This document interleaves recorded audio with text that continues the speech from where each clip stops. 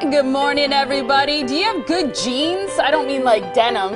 You know, I'm talking about the genes, inside stuff. I have several grandparents who live to be 100 or more. Yeah. Researchers have always thought that genetics play a role in how long we live, but the thing is, the truth really is that other things matter, like lifestyle choices, even our attitude, how much we smile. Absolutely. Our next guest says good health is all about prevention, and it's never too early or too late to start. So we're joined now by Judy. Is it Gammon? Gammon. Gammon. Nice to have you here. She's one of the authors of this book, Age to Perfection, How to Thrive to 100, Happy, Healthy, and Wise. Welcome to the Morning Blend. Oh, it's my pleasure to be here. So excited to have you here. I mean, I think this topic can never be talked about enough. Everybody wants to age gracefully.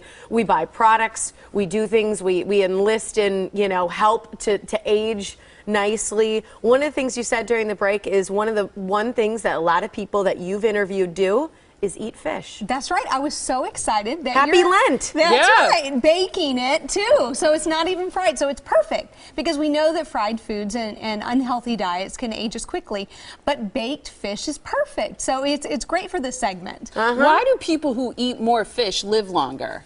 Well, it's really good and it's really healthy. And you get a lot of omega-3s and you get things in your diet that help free your body of free radicals, which cause inflammation. And we know that when you have inflammation in the body, then systems start to break down. That's where we see like heart disease, we start seeing diabetes, all the things that age us quickly and make us die prematurely happen from inflammation. So that what we eat's important. Oh, it's huge. It's really a big deal. And when we interviewed these people, a lot of what they told us was all backed by research. So we didn't really need all the studies. We could just go out and ask them the questions. So oatmeal for breakfast, lots of blueberries, what we call the rainbow diet, so lots of colors in your food, spinach and radishes, anything that has a lot of color is going to have a lot of nutrients. So very important. Okay. So a lot of people who you interviewed for your book were over 100. And those are some of the things that you found. What else did you hear them say? Well, it's fascinating that there were so many things that were the same. Really? So having a good relationship with God was, here we're talking about Lent, was really important. Having friends, having social lives. One of the people that sometimes tours with us, Lucille Fleming, who's now 101 plus 7 months, and she has heels every day on. She's fabulous, but she plays duplicate bridge, and boy, that girl can win. And she just keeps that mind sharp. She's socializing.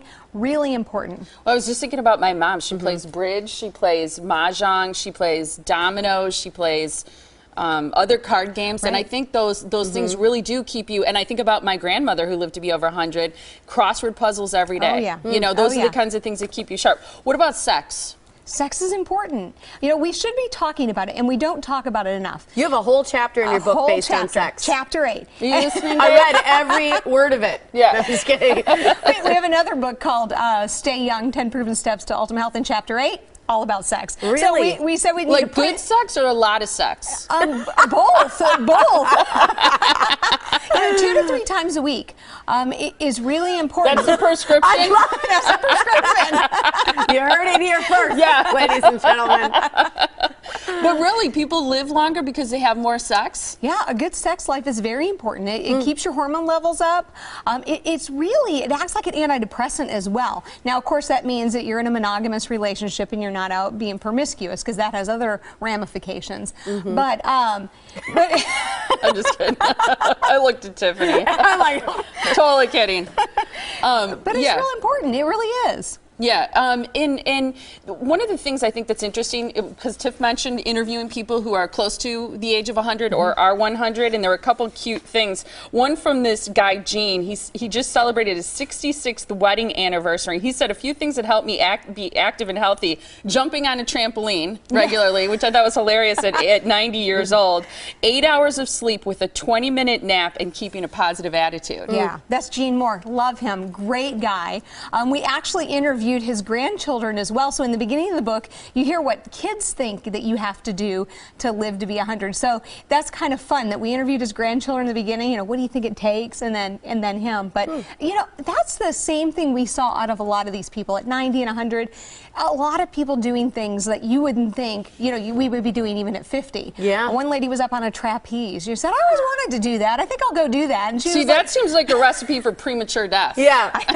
but what do you got to lose, right? You know? Yeah. Stress is not a good part of it. Stress Right. is one of the determinants or determining factors of a short-lived life, right? Right. There's actually a graph in the book that shows all the different body parts that break down with stress. See, so you got to like heights to be able to do something that, or at Exactly. least enjoy the thrill of it. For me, I'd die early with that. But there are 5 factors that you say are the top killers. What are those factors? Yeah, we have to be really careful. There's cancer, stress you mentioned is in there. You know, we got to worry about cancer. We have to worry about heart disease, diabetes. I mean, these are all things that are real. You know, they're real killers. But the good news is we can prevent these things.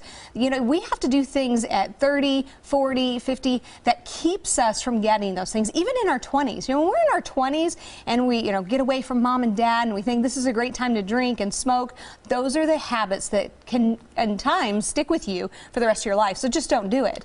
Some of the things you said is that different body parts age differently. And I think, you know, I think a lot of people think of their family when they think of how are they going to age. They look to their aunts, to their uncles, Right. to their grandparents.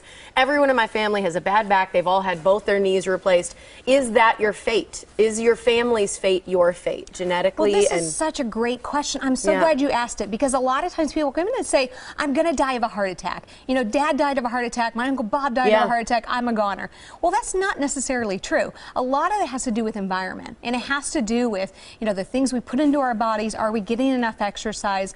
All of those things. So genetics play a part, but not as big of a part as we thought they did. Okay. It was interesting. I was on an honor flight where we went with World War II veterans to Washington, D.C. that. to see their memorial. And a lot of all of the veterans really, at one point or another during the day, were in a wheelchair to get to the different monuments and whatever. Right. There was one guy, though, who wasn't, and I didn't think he was a World War II veteran. I thought he was either a relative or he was a veteran from another war. What was interesting is how much younger he looked than the rest of the veterans. And I said, why? Because once he was identified as a World War II veteran, I said, I'm shocked. Why do you look so good and so young, especially in comparison to some of your, you know, fellow veterans here? And it was exercise. Oh, yeah. He was like, he's always been a runner and still is.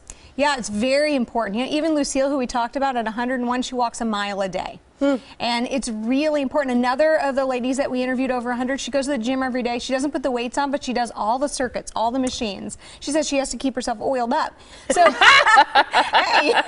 Love that. Perfect. Well, the other thing that helps with that is that fish. It helps those That's right. joints. So That's right. here's the information for how to get your book, because you've got so many wonderful tips in there. It's agetoperfection.com. Lots of interviews. Again, more things about how to find out the factors of how you can live longer, what your genetics will kind of play out, and how to counteract those as well. Thanks for being here. Thank you. Great to have you. Thank you so That's much. great. Oh, it's not. Is there a different one you want to say? AgeToPerfectionTheBook.com. AgeToPerfectionTheBook.com. Book.com. Book.com. Okay, Thanks for good. I'm clarifying. glad That's you good. said that. Thank you so All much. All right, thank you. My pleasure.